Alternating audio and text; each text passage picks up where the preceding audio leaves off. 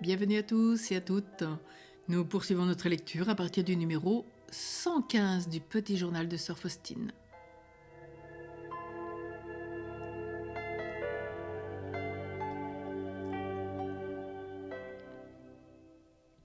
Quand l'âme est sortie de ses tourments, elle est profondément humble. Sa pureté est grande. Sans réfléchir, elle sent mieux ce qu'elle doit faire à tel moment et ce à quoi il lui faut renoncer. Elle ressent la plus légère touche de la grâce, elle est très fidèle à Dieu. Elle reconnaît Dieu de loin, elle se réjouit continuellement en lui. Elle découvre très rapidement sa présence dans les âmes des autres et en général dans son entourage. Elle est purifiée par Dieu seul. Dieu étant pur esprit introduit l'âme dans une vie purement spirituelle. Dieu seul l'a tout d'abord préparée et purifiée, c'est-à-dire qu'il l'a rendue capable d'une étroite intimité avec lui. Reposant dans l'amour d'une manière toute spirituelle, elle demeure avec le Seigneur. Elle parle à Dieu sans s'exprimer avec les sens. Dieu remplit l'âme de sa lumière. Son intelligence voit clairement et distingue les degrés de la vie spirituelle. Elle voit qu'elle était unie à Dieu de façon imparfaite. Ses sens prenaient part à cette union, et le spirituel se trouvait mêlé au sensoriel d'une manière déjà supérieure et particulière. Il est vrai, mais encore imparfaite. Il existe une union à Dieu plus haute et plus parfaite. C'est l'union spirituelle. L'âme y est davantage à l'abri des illusions. Sa spiritualité est plus profonde et plus pure. Dans la vie où les sens jouent un rôle, on n'est plus exposé aux illusions. La prudence de l'âme elle-même et des confesseurs devrait être plus grande. Il y a des moments où Dieu introduit l'âme dans un état purement spirituel. Les sens s'éteignent et sont quasiment morts. L'âme est unie à Dieu de la façon la plus étroite. Elle est plongée dans la divinité. Sa connaissance est complète et parfaite. Non plus sporadique comme avant, mais totale et entière. Elle en éprouve de la joie. Mais je veux encore parler des moments d'épreuve. Il faut alors que les confesseurs soient patients envers l'âme. Mais l'âme doit aussi avoir la plus grande patience avec elle-même. Mon Jésus, vous savez ce que ressent mon âme au souvenir de ses souffrances. Plus d'une fois, je m'étonnais que les anges et les saints puissent se taire devant de telles souffrances de l'âme. Mais ils nous aiment particulièrement dans ces moments-là. À maintes reprises, mon âme a crié vers Dieu comme un petit enfant quand sa mère se voile le visage et qu'elle ne peut la reconnaître. Il crie alors de toutes ses forces. Ô mon Jésus, honneur et gloire vous soient rendus pour ces épreuves d'amour.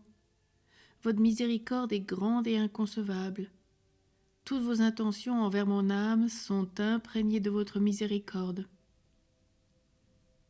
Je noterai ici que l'entourage ne devrait pas ajouter aux souffrances extérieures, car vraiment, lorsque le calice de l'âme est plein jusqu'au bord, c'est parfois justement cette petite goutte que nous ajoutons qui sera de trop, et la coupe d'amertume débordera.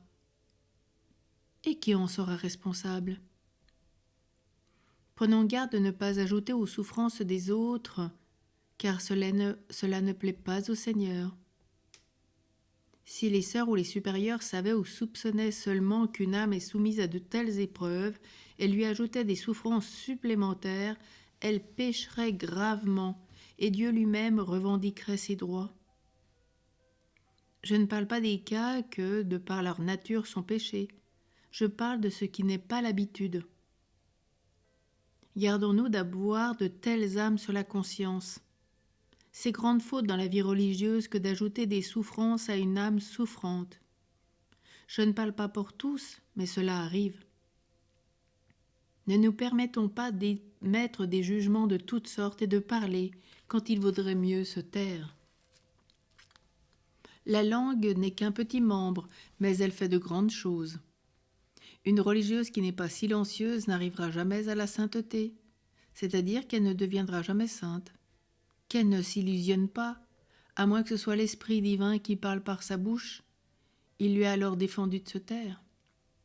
Cependant, pour entendre la voix divine, il faut garder le silence intérieur et être silencieuse, non d'un silence morne, mais d'un silence de l'âme, qui est recueillement en Dieu. On peut beaucoup parler sans rompre le silence, et par contre, parler peu et toujours rompre le silence. Oh, quel dommage irréparable cause le manque de silence!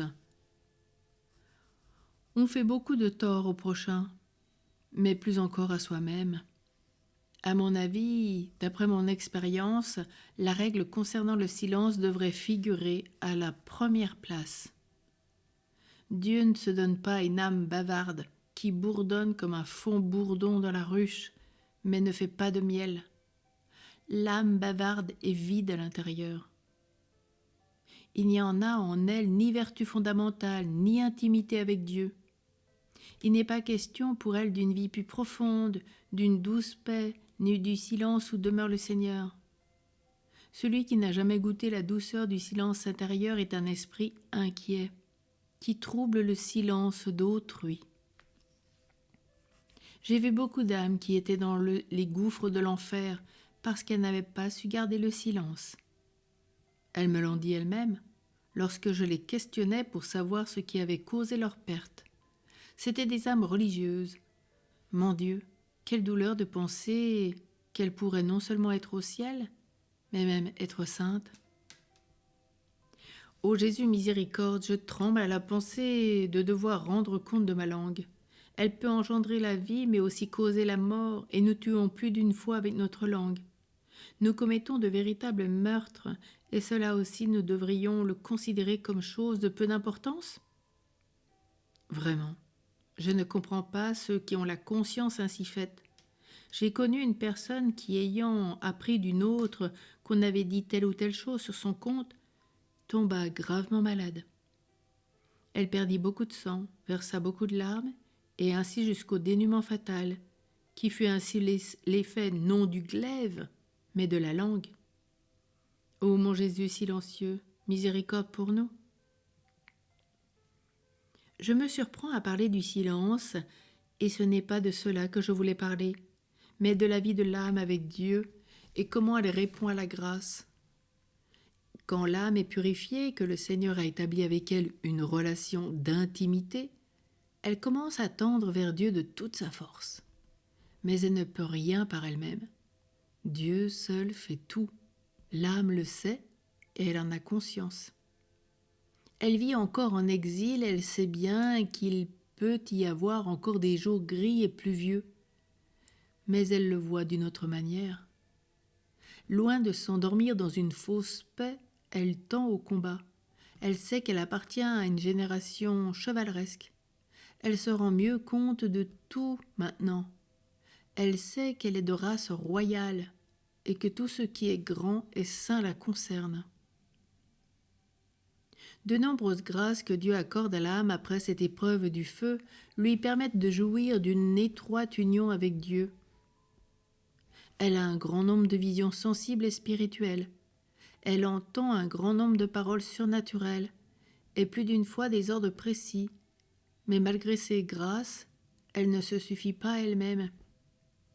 D'autant moins que, comme Dieu la visite de ses grâces, elle s'expose à toutes sortes de dangers et peut facilement tomber dans l'illusion. Elle devrait prier pour avoir un guide spirituel, car il faut s'efforcer d'en trouver un qui s'y connaisse, tel un chef dont le devoir est de connaître les chemins par lesquels il doit mener ses troupes au combat. Il faut préparer l'âme unie à Dieu à soutenir de grandes batailles, des combats acharnés. Après ces purifications et ces épreuves, Dieu demeure dans l'âme d'une façon singulière. Mais l'âme ne collabore pas toujours avec ses grâces. Non qu'elle se refuse d'elle-même à œuvrer, mais elle rencontre de si grandes difficultés extérieures et intérieures que vraiment il faut un miracle pour qu'elle se maintienne sur ses hauteurs. Ici, elle a absolument besoin d'un directeur averti. Souvent on emplissait mon âme de doutes quand ce n'était pas moi qui m'alarmais moi-même, en me disant qu'après tout je n'étais qu'une ignorante, qui connaissait si peu, et en particulier aux choses spirituelles. Cependant, quand ces doutes augmentaient, j'allais chercher de la lumière auprès de mon confesseur ou des supérieurs, mais je n'obtenais pas ce que j'aurais désiré. Quand j'ai dévoilé mon âme au supérieur, l'une d'elles reconnut mon âme et la voie où Dieu voulait me conduire. En mettant en pratique ces indications, j'ai commencé à progresser rapidement sur la voie de la perfection. Mais cela n'a pas duré longtemps. Quand je lui ai dévoilé mon âme plus à fond, je n'ai pas reçu ce que je désirais. Ces grâces semblaient invraisemblables à la supérieure. Je ne pouvais donc plus trouver aucune aide auprès d'elle. Elle me disait qu'il est impossible que Dieu ait de tels rapports avec une créature. J'ai peur pour vous, ma sœur. N'est-ce pas une illusion? Consultez un prêtre. Mais le confesseur, lui non plus, ne m'a pas comprise. Il me dit « Il vaudrait mieux, ma sœur, parler de ces choses avec vos supérieurs. » Et je passais ainsi des supérieurs au confesseur et du confesseur au supérieur, sans trouver aucun apaisement. Les grâces divines devinrent pour moi une grande souffrance. Plus d'une fois, il m'arriva de dire carrément au Seigneur « Jésus, j'ai peur de vous. N'êtes-vous pas quelque fantôme ?» Il me tranquillisait toujours, mais je restais incrédule. Chose étonnante, plus j'étais incrédule, plus Jésus me donnait des preuves qu'il était l'auteur de ces choses. Quand je me rendis compte que je ne recevais aucun apaisement de la part des supérieurs, je pris la résolution de ne plus leur parler de ces choses purement intérieures. À l'extérieur, je tâchais, comme doit le faire une bonne religieuse, de tout dire aux supérieurs, mais je ne parlais qu'au confessionnal des besoins de mon âme. Je reconnus pour maintes raisons très justes que la femme n'avait pas été appelée à discerner de tels mystères. Je m'étais exposée à beaucoup de souffrances inutiles. Pendant longtemps, je fus considérée comme une possédée du démon et on me regardait avec pitié. La supérieure prit certaines précautions à mon égard. Il m'arrivait d'entendre que les sœurs aussi me considéraient comme telle. Et l'horizon s'assombrit autour de moi. Je tentais d'éviter ces grâces divines, mais ce n'était pas en mon pouvoir. Soudain, un tel recueillement s'empara de moi que, contre ma volonté, je me plongeai en Dieu et le Seigneur me garda auprès de lui. Mon âme, toujours un peu alarmée au début, connut ensuite une paix ineffaçable et une force envahissante. Tout était encore à supporter, car lorsque le Seigneur exigea que je peigne ce tableau, on se mit à parler de moi et à me regarder vraiment comme une hystérique, une illuminée, et on commença à en parler un peu plus ouvertement. Une sœur vint me parler cœur à cœur. Elle commença par s'apitoyer sur moi. « J'entends dire de vous, ma sœur, que vous êtes illuminée, que vous avez des visions. Ma pauvre sœur, défendez-vous de cela ?» Elle était sincère et me rapportait fidèlement ce qu'elle avait entendu. Mais c'est chaque jour que je devais écouter de semblables choses. Dieu seul sait combien cela me fatiguait. Je résolus malgré tout de supporter en silence et de ne pas m'expliquer quand on me questionnait. Les uns étaient irrités de mon silence, surtout les plus curieux. D'autres, qui réfléchissaient plus profondément, disaient « Pourtant, sœur Faustine doit être tout près de Dieu puisqu'elle a la force de tant souffrir. » Et je voyais devant moi comme deux groupes de juges. Je tâchais d'être silencieuse intérieurement et extérieurement. Je ne parle pas de ce qui concernait ma personne, malgré les questions directes de certaines sœurs. Ma bouche devint muette. Je souffrais sans me plaindre, comme une colombe. Mais certaines sœurs trouvaient, semble-t-il, du plaisir à me vexer d'une manière ou d'une autre. Ma patience les irritait. Mais Dieu me donnait tant de force intérieure que je supportais cela paisiblement. J'ai compris qu'en de tels moments, personne ne m'aiderait, et j'ai commencé à prier et à demander au Seigneur de me donner un confesseur. Je désirais qu'un prêtre me dise seulement « Soyez tranquille, vous êtes en bonne voie » ou bien « Rejetez tout ceci, cela ne vient pas de Dieu ». Mais je ne trouvais aucun prêtre aussi résolu, qui m'aurait ainsi parlé clairement au nom du Seigneur. L'incertitude se prolongeait donc. Ô Jésus, si c'est votre volonté que je vive dans une telle incertitude, que votre nom soit béni. Je vous en prie, Seigneur, dirigez vous-même mon âme et soyez avec moi, car de moi-même, je ne suis rien. Voilà que je suis jugée de tous côtés. Il n'y a plus rien en moi qui n'ait échappé au jugement de mes sœurs. Mais bientôt tout se tassa en quelque sorte et on commença à me laisser en paix. Mon âme exténuée se reposa un peu, mais j'ai reconnu que le Seigneur était plus proche de moi au temps de ses persécutions. Cela ne dura pas longtemps. Un violent orage éclata à nouveau. Les soupçons d'autrefois étaient devenus désormais une sorte de certitude, et il me fallait à nouveau écouter les mêmes chansons. C'est ainsi qu'il plut au Seigneur. Mais chose singulière, même à l'extérieur, je rencontrais des insuccès. Cela me causa beaucoup de souffrances de toutes sortes, connues de Dieu seul.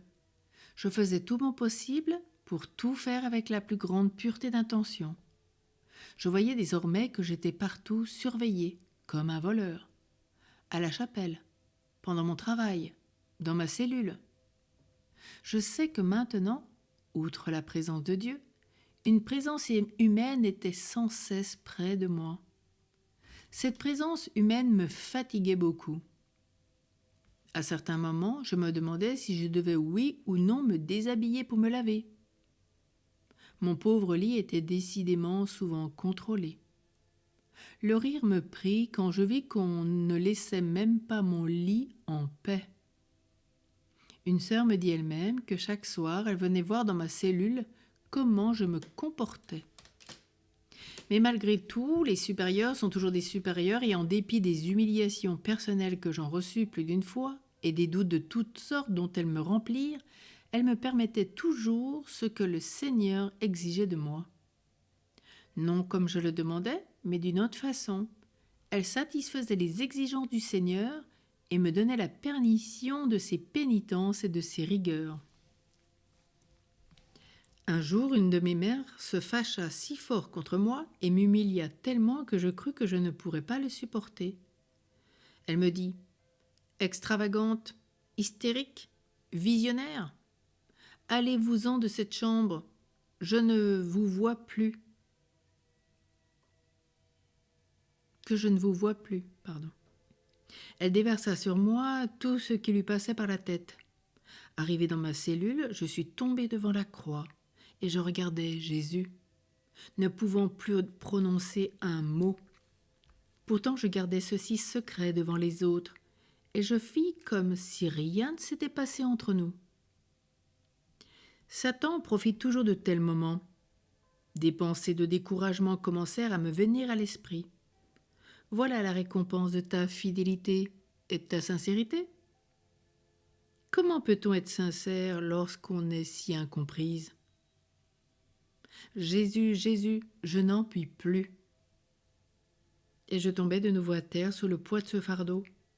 La sueur commença à m'inonder et je fus saisie de frayeur. Je n'avais personne sur qui m'appuyer intérieurement. Tout à coup, j'entendis une voix dans mon âme. « N'aie pas peur, je suis avec toi. » Une singulière lumière éclaira mon esprit et je compris que je ne devais pas me laisser aller à une telle tristesse. Une force me remplit et je sortis de la cellule avec un nouveau courage pour souffrir. Cependant, j'ai commencé à me négliger un peu. Je ne prêtais plus attention à ces inspirations intérieures et m'appliquais à me dissiper. Mais malgré le bruit et la dissipation, je voyais ce qui se passait en mon âme. La parole de Dieu est éloquente et rien ne peut l'assourdir. J'ai commencé à éviter les rencontres du Seigneur dans mon âme, car je ne voulais pas être victime d'illusions. Mais lui me poursuivait pour ainsi dire de ses dons. Et vraiment, je ressentais tour à tour tourment et joie. Je ne mentionne pas ici les diverses visions et grâces que Dieu m'accorda dans ces moments. J'en ai parlé ailleurs. Je noterai seulement ici que ces souffrances, ayant déjà atteint un sommet, je pris la résolution d'en finir avec mes doutes avant mes vœux perpétuels. Pendant tout ce temps d'épreuve, je priais pour que Dieu éclaire le prêtre auquel je devais dévoiler mon âme à fond. Je demandais à Dieu de m'aider lui-même et de me donner la grâce de pouvoir exprimer les choses les plus cachées qui ont lieu entre le Seigneur et moi, et de me disposer à accepter toutes les décisions de ce prêtre comme venant de Jésus seul. Sa décision m'importait peu. Je ne désire que la vérité et une réponse décisive à certaines questions. Je m'en remets complètement à Dieu et mon âme désire la vérité. Je ne puis plus longtemps rester dans le doute, tout en ayant dans mon âme une si grande certitude que ces choses proviennent de Dieu, que je donnerai ma vie pour cela. J'ai placé cependant la vie du confesseur au-dessus de tout, et j'ai décidé de faire ce qu'il déciderait et d'agir d'après les indications qu'il me donnera. Je regarde ce moment comme étant décisif pour le progrès de toute ma vie. Je sais que de cela dépendra tout. Peu importe si ce qu'il me dira sera en accord avec mes inspirations, ou tout à fait contraire.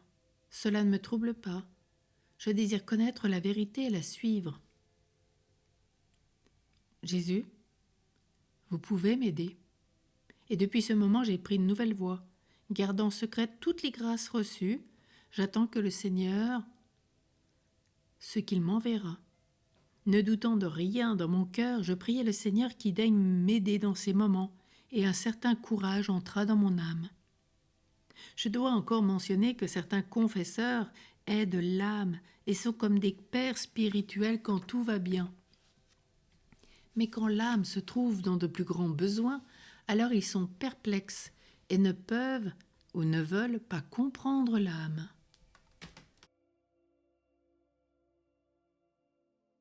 Ils tâchent de se débarrasser d'elle au plus vite.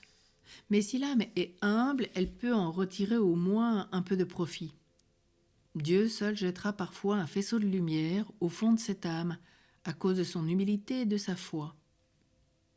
Quelquefois, le confesseur dit des choses qu'il n'avait pas du tout l'intention de dire, sans s'en rendre compte lui-même. Oh, que l'âme croit bien que ce sont les paroles mêmes du Seigneur.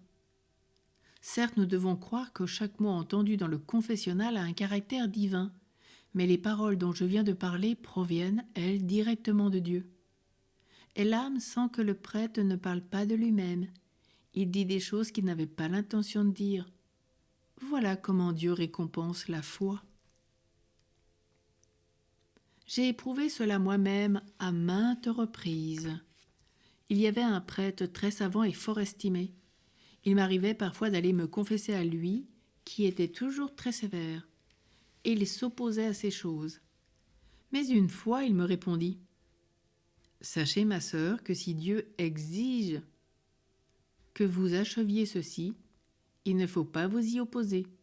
Dieu veut parfois être loué justement de cette façon. Soyez tranquille de ce que Dieu a commencé, Dieu le finira. Mais je vous le dis, fidélité envers Dieu et humilité. Une fois encore, humilité.